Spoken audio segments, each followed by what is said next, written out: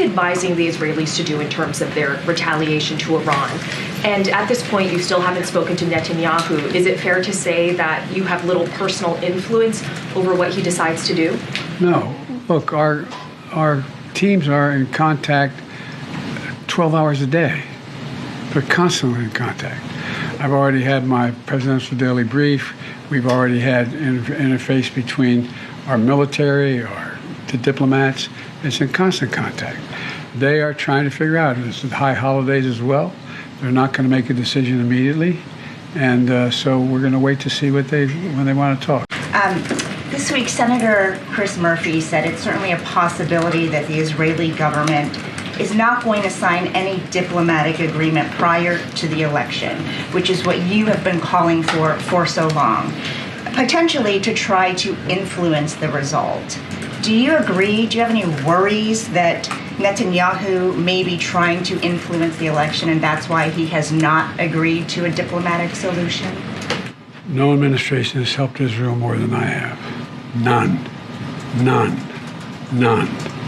And I think Bibi should remember that.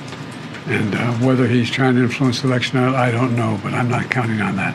You've said many times recently that you want to speak to him, that you plan to. No, I didn't say plan to. I didn't say want to. You don't want to? No, I didn't say that. You're making it sound like I'm seeking and speaking.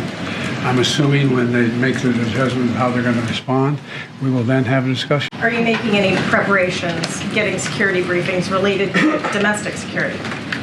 I always get those briefings. But over the past few months, they've consistently defied your administration's own advice. So do you believe that the Israelis are going to listen to the advice you're giving them? What I know is the plan that I put together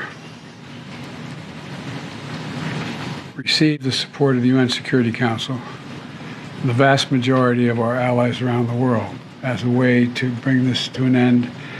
Look, the Israelis have every right to respond to the vicious attacks on them, not just from the Iranians, but from everyone from Hezbollah to Houthis anyway. And but the fact is that. And then secondly, could you clarify some of your comments yesterday with regard to strikes on Iranian oil facilities? What did you mean by them, given some of the reactions we're seeing in the market? Well, look,